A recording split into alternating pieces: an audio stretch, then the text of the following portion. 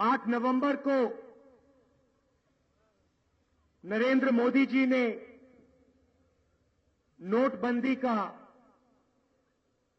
निर्णय लिया।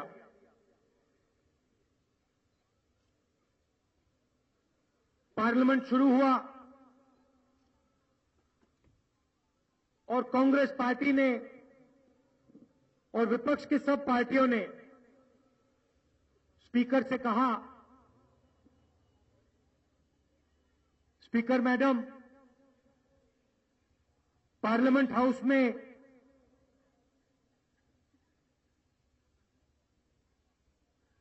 जब किसी की मृत्यु होती है तो हम 2 मिनट मौन रखकर उनकी याद करते हैं। नोटबंदी के कारण 100 लोगों से ज्यादा की मृत्यु हुई है। हम सबको लोकसभा में खड़े होकर 2 मिनट उनकी याद करनी चाहिए।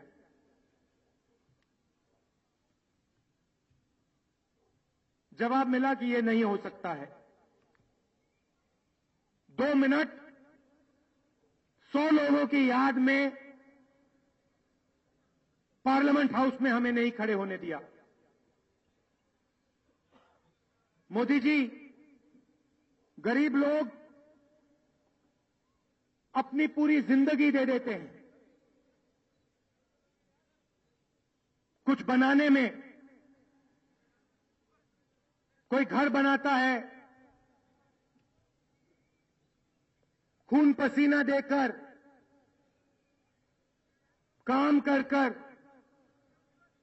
कोई अपने माता पिता का इलाज करता है, कोई अपने बच्चों को स्कूल में डालता है।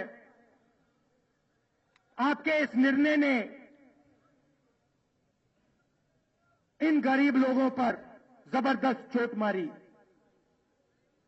हिंदुस्तान के किसानों पर, मजदूरों पर, मिडिल क्लास के लोगों पर जबरदस्त चोट मारी।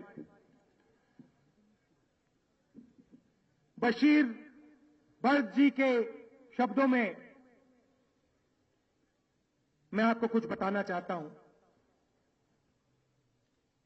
लोग टूट जाते हैं एक घर बनाने में।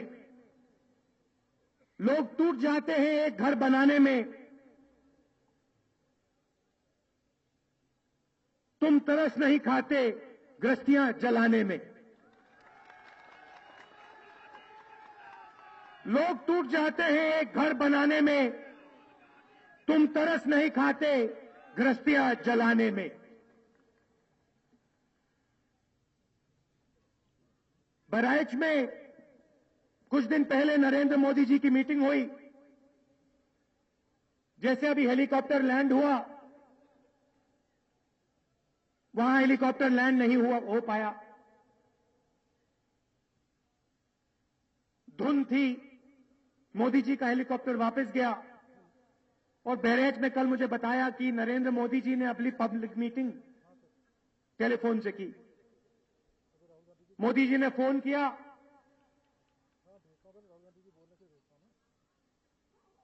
लोग थे, फोन ठीक से काम नहीं किया। मोदी जी की आवाज सुनाई नहीं दी, लोगों को भाषण सुनाई नहीं दिया। लाइन खराब थी। और यहां उत्तराखंड के पहाड़ों में सेल फोन का सिग्नल नहीं आता है कभी कभी।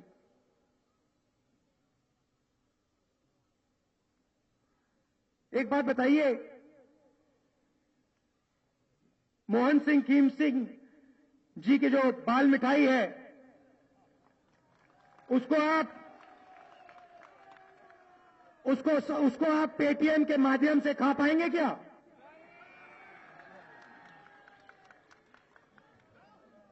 वो तो आपको कैश में खरीदनी पड़ेगी ना।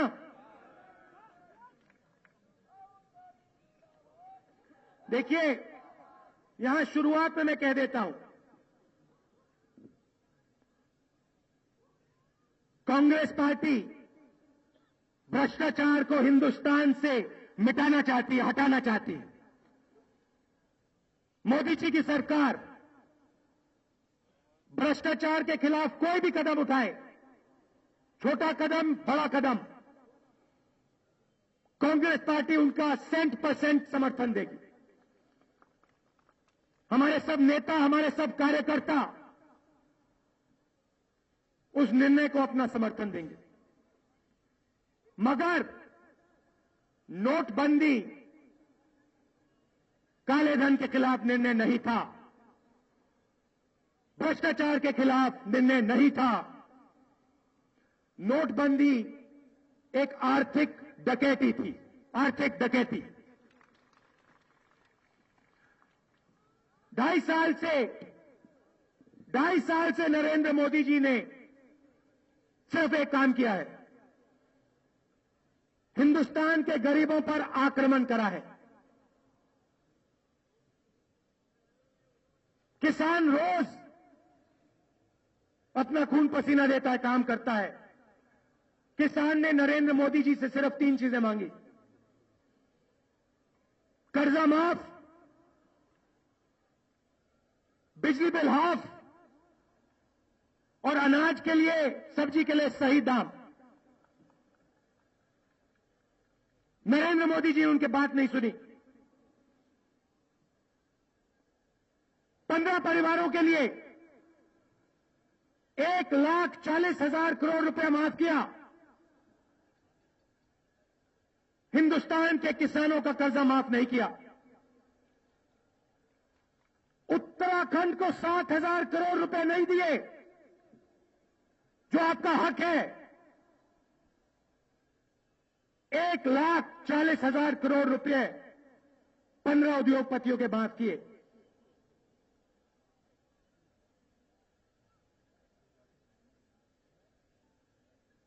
कर्जा माफ नहीं किया, उल्टा किसान की जमीन छीनने की कोशिश की। 3 बार हम जो बिल लाए थे, आपकी जमीन बचाने के बिल को उन्होंने रद्द करने की कोशिश की, खत्म करने की कोशिश की, लोकसभा में खत्म करने की कोशिश की। और जब उन्हें पता लगा कि कांग्रेस पार्टी के विपक्ष के एमपी हटेंगे नहीं, तो फिर उन्होंने 3 बार ऑर्डिनेंस पास करने की कोशिश की। मजदूरों का मजाक उड़ाया। लोकसभा में कहा मजदूर गड्ढा खोदते हैं, गड्ढा खोदते हैं, गड्ढा खोदते हैं। मनरेगा आपने उनसे छीना। नरेंद्र मोदी जी हिंदुस्तान के मजदूर गड्ढा नहीं खोदते हैं। हिंदुस्तान के मजदूर हिंदुस्तान को बनाते हैं, खड़ा करते हैं। आदिवासियों के खिलाफ छत्तीसगढ़ में, झारखंड में, मध्य प्रदेश में आपकी सरकारों ने युद्ध शुरू कर रखा है। उनसे आप उनकी जमीन, उनका जल और उनका जंगल छीनते हो। कोई भी आदिवासी खड़ा हो जाता है, उसको गोली मारते हो। हिंदुस्तान को आपने 2 भागों में बांट दिया है। एक तरफ हिंदुस्तान के सुपर रिच लोग, 1% लोग, 50 परिवार, और दूसरी तरफ 99% जनता, ईमानदार लोग, जो इस देश को बनाते हैं, खेत में काम करते हैं, मजदूरी करते हैं, छोटा बिजनेस चलाते हैं, आईटी का काम करते हैं। पिछले 2.5 साल में आपकी पॉलिसीज ने, एनडीए की पॉलिसीज ने 1% लोगों को हिंदुस्तान का 60% धन दिलवा दिया है। 50 परिवारों को आपने हिंदुस्तान के धन का सबसे बड़ा भाग पकड़ा दिया है। ये कौन लोग हैं? ये वही लोग हैं जो आपके साथ हवाई जहाज में ऑस्ट्रेलिया जाते हैं, इंग्लैंड जाते हैं, आपके साथ बैठते हैं, इनको आप बड़े बड़े कॉन्ट्रैक्ट देते हो। काला धन क्या है और कहां है, किसके पास है? काला धन हिंदुस्तान के 99% ईमानदार लोगों के पास नहीं है। कालाधन हिंदुस्तान के किसान के जेब में नहीं है, हिंदुस्तान के मजदूर के पास नहीं है। कालाधन इन 50 परिवारों के पास है, 1% सुपर रिच लोगों के पास है। All cash is not black and all black money is not cash. सारा कालाधन कैश में नहीं है और सारा कैश कालाधन नहीं है। मतलब ज्यादा से ज्यादा कालाधन रियल एस्टेट में, जमीन में, बड़ी बड़ी इमारतों में, सोने में और स्विस बैंक विदेशी बैंक अकाउंट में है। 94% कालाधन स्विस बैंक अकाउंट्स में,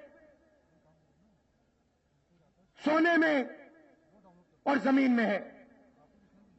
सिर्फ 6% कालाधन कैश में है। 94% कालाधन 1% लोगों के पास है, 50 परिवारों के पास है। पता नहीं क्यों नरेंद्र मोदी जी ने निशाना अपना 6% कैश पे लगा रखा है, 94% काले धन पे नहीं। पता नहीं क्यों नरेंद्र मोदी जी ने अपना निशाना 99% ईमानदार लोगों पे लगा रखा है, 1% अमीर लोगों पे नहीं। पता नहीं क्यों निशाना किसान पर है, मजदूर पर है, मिडिल क्लास पे है, मगर 50 परिवारों पे नहीं। इसकी सच्चाई मैं आपको बताना चाहता हूं। यहां मैं आपको यह समझाना चाहता हूं कि नरेंद्र मोदी जी ने अपना निशाना गरीबों पे क्यों लगाया। 6% कालाधन कैश में है, 94% स्विस बैंक अकाउंट में है। यह बात नरेंद्र मोदी जी बहुत अच्छी तरह जानते हैं। आपको याद होगा चुनाव में ऐसे भाषणों में नरेंद्र मोदी जी ने कैश की बात नहीं की थी। उन्होंने पूरे हिंदुस्तान से कहा था विदेशी बैंक अकाउंट्स में लाखों करोड़ रुपया पड़ा हुआ है, चोरी का पैसा है। नरेंद्र मोदी प्रधानमंत्री बनेगा, उस पैसे को वापस लाएगा। याद है आपको? याद है ना? आप सबसे वायदा किया था 15 लाख रुपए हर बैंक अकाउंट में मैं डाल के दिखाऊंगा, काला धन वापस लाऊंगा। अब आप मुझे बताइए यहां कितने लोगों को 15 लाख रुपए मिला? कोई है यहां पे जिसको काला धन जेब में मिला? नहीं। मुझे बताइए कितने काले धन वालों को कितने काले धन वालों को जेल में डाला नरेंद्र मोदी ने? एक नाम बता दो मुझे। एक और बात का जवाब दीजिए। स्विस सरकार ने bank account, Swiss bank account holders के नाम हिंदुस्तान की सरकार को दे रखे हैं। ये बीजेपी के मंत्री ने पार्लियामेंट हाउस में बोला है, ये मैं नहीं बोल रहा हूं। हमने सवाल पूछा, उन्होंने जवाब दिया। अब मैं उनसे सवाल पूछ रहा हूं, इन चोरों के नाम आपने लोकसभा और राज्यसभा में क्यों नहीं रखे? इनके नाम आप छुपा कर क्यों रख रहे हो? आप जवाब दो हमें। हम जानना चाहते हैं कि ये चोर कौन है। इनके नाम आप लोकसभा, राज्यसभा में रखो। आपने माल्या का नाम सुना होगा, सुना है? विजय माल्या का नाम सुना है? कहां है वो? दिल्ली में है, लंदन में है? मोदी, ललित मोदी का नाम सुना है? कहां है वो? दिल्ली में, लंदन में है? लंदन में है। उनको आप वापस क्यों नहीं लाए? अच्छा, एक और बात बताओ, उत्तराखंड को आपने पैसा नहीं दिया। उत्तराखंड का हक था, 7,000 करोड़ रुपए आपने नहीं दिया। मगर डीमोनेटाइजेशन के बाद, नोटबंदी के बाद, आपने विजय माल्या को 1200 करोड़ रुपए की टॉफी खिलाई। उसके मुंह में आपने 1200 करोड़ रुपए की टॉफी दी। ले विजय माल्या जी, नरेंद्र मोदी जी आपका कर्जा माफ करते हैं, ले 1200 करोड़ रुपए। उत्तराखंड की जनता को आप नहीं दे पाए, उनसे आपने छीना और माल्या को दिया। यह है सूट बूट की सरकार की सच्चाई। Very good. वायदा किया था 15 लाख का। ऐसी मीटिंग में लोगों ने मुझसे पूछा, राहुल जी, मोदी ने वायदा किया था, मोदी जी ने वायदा किया था 15 लाख रुपए आएगा। मोदी जी के शब्द खोखले हैं, कुछ नहीं आया, झूठ बोला मोदी जी ने। लोगों ने मुझे कहा कि राहुल जी, मैंने नरेंद्र मोदी जी को वोट दिया था, मैंने सोचा था कि 15 लाख मिलेगा मुझे, मेरा जबरदस्त बेवकूफ बनाया, एक युवा ने मुझे बोला। अब लोगों ने पूछना शुरू किया कि भैया 15 लाख कब आएगा, विदेशी बैंक अकाउंट्स की लिस्ट लोकसभा में, राज्यसभा में कब रखी जाएगी, माल्या मोदी वापस कब आएंगे। नरेंद्र मोदी जी को थोड़ी घबराहट हुई। कहते हैं एक नया ड्रामा शुरू करते हैं, सर्जिकल स्ट्राइक भ्रष्टाचार पे, surgical strike on corruption. Modi ji, आपने सर्जिकल स्ट्राइक नहीं किया, आपने ये फायर बॉम्बिंग की है, फायर बॉम्बिंग हिंदुस्तान के गरीब लोगों पर, किसानों पर, मजदूरों पर, छोटे दुकानदारों पर। सही बात है ना? महिलाओं पर सबसे बड़ी चोट महिलाओं पर आपने मारी। थोड़ा सा पैसा अपने घर में रखती थी, ईमानदारी का पैसा था, बच्चों के भविष्य के लिए, माता पिता के इलाज के लिए, थोड़ा सा अपने लिए, वो आपने इनके हाथ से छीना, उस पैसे को आपने जलाया। फायर बॉम्बिंग क्या? दूसरे महायुद्ध में, भैया मुर्दाबाद मत कहिए, वो उनका काम है, हमारा नहीं। मुर्दाबाद वो लोग करते हैं, हम लोग मुर्दाबाद नहीं कहते हैं। ये गांधी जी की पार्टी है। फायर बॉम्बिंग, बम गिराने का दूसरे महायुद्ध में टेक्निक निकाला गया था। 200-300 जहाज आते थे ऊपर से, आग वाले बम लेकर आते थे, 25 मिनट में पूरे के पूरे गिरा देते थे। पूरा शहर जल जाता था, राख बन जाता था। टोक्यो की फायर बॉम्बिंग हुई, हिरोशिमा से ज्यादा लोग मरे थे फायर बॉम्बिंग में। जो काम एटम बॉम्ब नहीं कर पाया, वो काम फायर बॉम्बिंग ने कर दिखाया था। मोदी जी, आपकी फायर बॉम्बिंग ने उत्तराखंड के गरीब लोगों को जबरदस्त चोट पहुंचाई। किसान जब बीज खरीदता है, खाद खरीदता है, वो मोबाइल फोन से नहीं खरीदता है, वो कैश से खरीदता है। उसका कैश आपने जलाया। मजदूर काम करता है, दिन भर अपना पसीना देता है, शाम को उसको पैसा मिलता है, क्रेडिट कार्ड में नहीं मिलता है, कैश में मिलता है, कैश में। उसकी कैश आपने जलाई, उसकी कमाई में आपने आग लगाई। और यहां उत्तराखंड में मनी ऑर्डर की इकोनॉमी है, उसको आपने जलाया। ट्रांसपोर्ट का बिजनेस है, रीढ़ की हड्डी है उत्तराखंड की, उसमें आपने आग लगाई।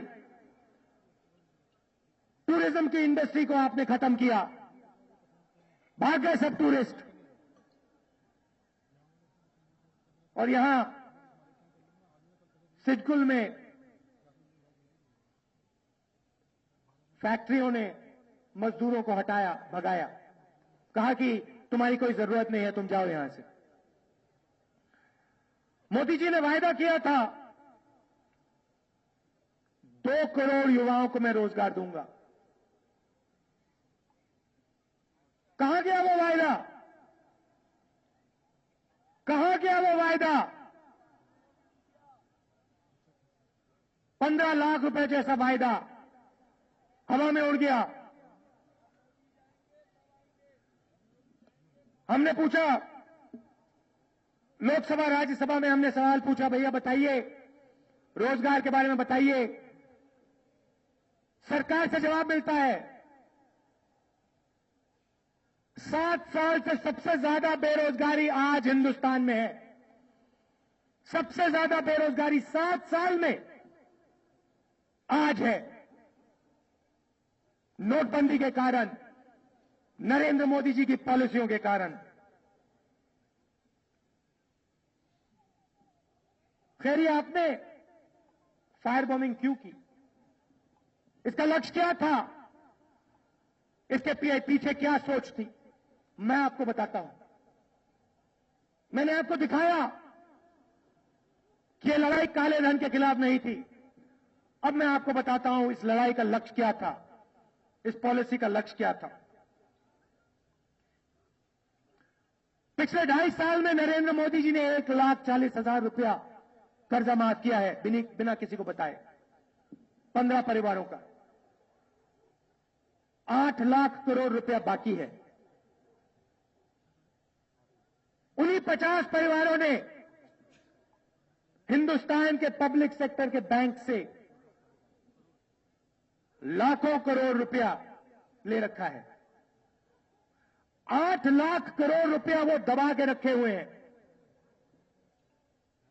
जब कोई किसान बैंक लोन लेता है, पैसा वापस नहीं देता है, उससे आप घर छीन लेते हैं, उसका आप खेत छीन लेते हैं। मगर जब हिंदुस्तान का 1% सुपर रिच अमीर लोग, 50 परिवार के लोग बैंक को पैसा वापस नहीं देते हैं, तो आप उनसे कहते हो कि हम आपका लोन रिस्ट्रक्चर करेंगे, आप डिफॉल्टर हो, आप चोर नहीं हो, आप डिफॉल्टर हो।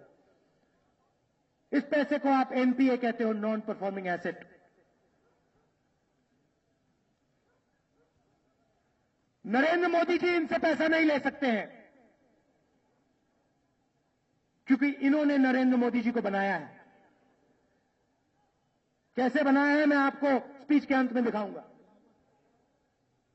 नरेंद्र मोदी जी को कुर्सी पे इन लोगों ने बैठाया है। टेलीविजन पे नरेंद्र मोदी जी आते हैं, 30 सेकंड के लिए लाखों रुपए लगते हैं। हिंदुस्तान का किसान पैसा नहीं देता है, हिंदुस्तान का मजदूर पैसा नहीं देता है उस मार्केटिंग के लिए, 50 परिवार के लोग देते हैं। नरेंद्र मोदी जी चाहते हैं कि हिंदुस्तान के बैंकों में आपका पैसा जाए, आपका लाखों करोड़ रुपया जाए। उस पैसे से नरेंद्र मोदी जी 50 परिवारों का 8 लाख करोड़ रुपया माफ करना चाहते हैं। यह सच्चाई है नोटबंदी की।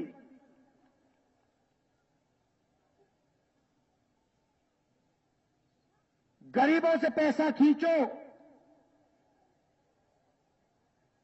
अमीरों को सींचो। बात आई समझ? 99% ईमानदार लोगों से पैसा खींचो, 50 परिवारों को सींचो, ये है सच्चाई।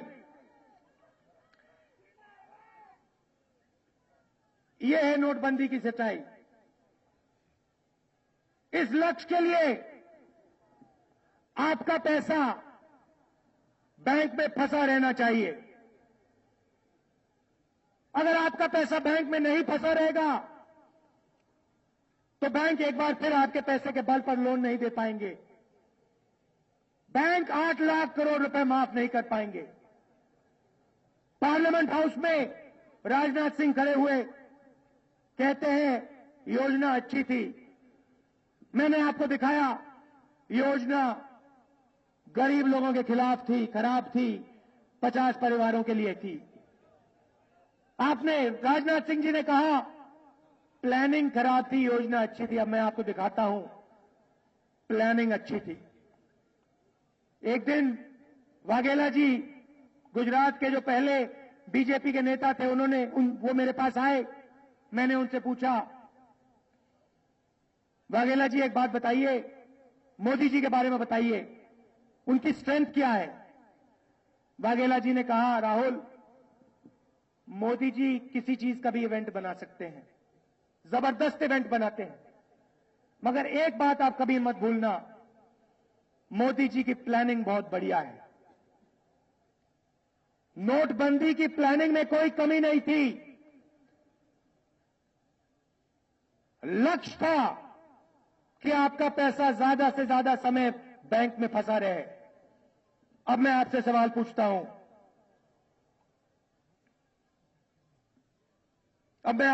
पूछता हूं, अगर एटीएम में 2000 रुपए का नोट चलता तो आपका पैसा बैंक में फंसता? नहीं फंसता। अगर आपको 24,000 की लिमिट नहीं लगाई जाती तो आपका पैसा बैंक अकाउंट में फंसता? नहीं फंसता।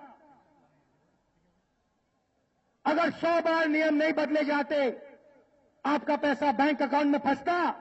नहीं फंसता। मोदी जी की प्लानिंग थी कि आपका पैसा ज्यादा से ज्यादा समय बैंक में फंसा रहे। आपके खून पसीने के बल पर, आपके पैसे के बल पर 8 लाख करोड़ रुपया माफ हो, अमीरों का पैसा माफ हो और बैंक फिर से कर्जा देना शुरू करें। आप मेरी बात मत मानो, आप सिर्फ 2-3 महीने रुको। मोदी जी ने कहा था 50 दिन में काम शुरू हो जाएगा। आप देख लेना 6-7 महीने से पहले काम शुरू नहीं होगा, आपको पैसा नहीं मिलेगा। और 6-7 महीने के बाद आप देख लेना 8 लाख करोड़ रुपया उनका माफ होने वाला है। जैसे 1,40,000 करोड़ रुपया माफ हुआ, वैसे 8 लाख करोड़ रुपया माफ होगा। प्लानिंग के बारे में आपको थोड़ा और बता देता हूं। मोदी जी ने कहा किसी को नहीं बताया, तो फिर आप मुझे बताइए मोदी जी, बंगाल के बीजेपी यूनिट ने इस निर्णय से कुछ ही दिन पहले बैंक में अपना पैसा क्यों डिपॉजिट किया? करोड़ों रुपए क्यों बैंक में डाले? बिहार के आपके यूनिट में हर डिस्ट्रिक्ट में इस निर्णय से एकदम पहले जमीन क्यों खरीदी? उड़ीसा के आपके बीजेपी यूनिट ने हर डिस्ट्रिक्ट में इस निर्णय से एकदम पहले जमीन क्यों खरीदी? नए नोट लिए हुए आपके युवा कार्यकर्ता इतनी बड़ी बड़ी गड्डी लिए हुए इंटरनेट पर कैसे दिखाई दिए? और बेंगलोर में आपके एक्स मंत्री ने, रेड्डी जी ने, जराना रेड्डी जी ने 500 करोड़ रुपए में अपनी बेटी की शादी कैसे करा दी?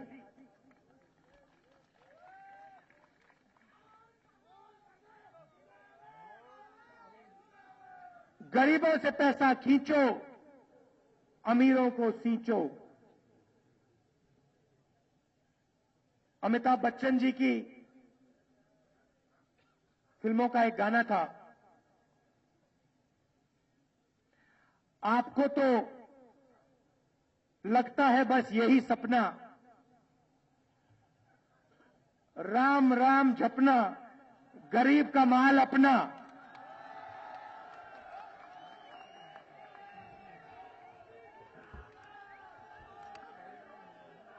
ताश का महल गिरने लगा, ताश का महल गिरने लगा। नरेंद्र मोदी जी कहते हैं काले धन के खिलाफ लड़ाई थी, काला धन वापस नहीं आएगा और जो वापस नहीं आएगा वो मैं गरीबों को दूंगा। पता लगा सारा का सारा काला धन वापस आ गया। नरेंद्र मोदी जी ने फैसिलिटेशन कर दिया इनका।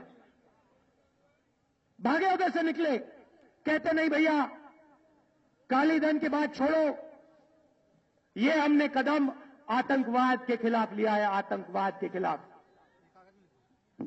उसके 2 दिन बाद आतंकवादी मारे जाते हैं। हमारे सेना के युवाओं ने,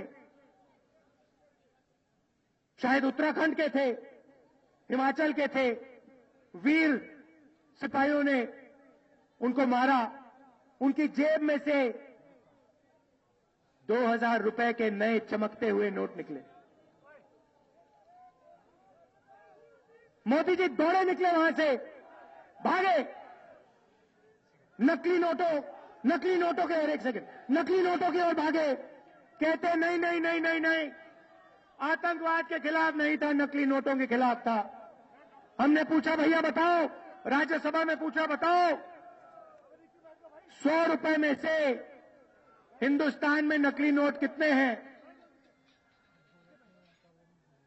100 रुपए में से नकली नोट कितने हैं? राज्यसभा में उनका मंत्री जवाब देता है 100 रुपए में से 2 पैसे नकली हैं। 100 रुपए में से 2 पैसे नकली हैं। मोदी जी दौड़े उधर से कैशलेस इकोनॉमी की ओर। कहते हैं नहीं भैया, हमने ये निर्णय कैशलेस इकोनॉमी के लिए लिया था। कैशलेस इकोनॉमी की मैं आज से बात करता हूं। आज आप अपना पैसा देते हो, कोई युवा जाता है, पैसा देता है, 100 रुपए का नोट देता है। खैर आपके पास आज तो है ही नहीं, मगर नोटबंदी से पहले आप जब देते थे,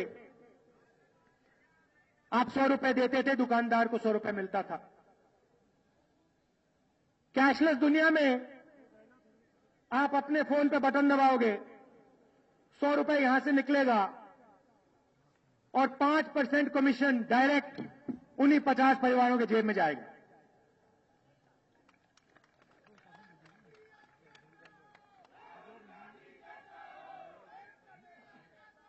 मोदी जी, आपने पूरे हिंदुस्तान को लाइन में लगा दिया।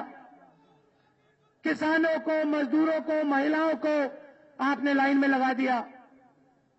आपने इन सब से कहा, हंसते हुए कहा कि लाइन में चोर खड़े हुए हैं।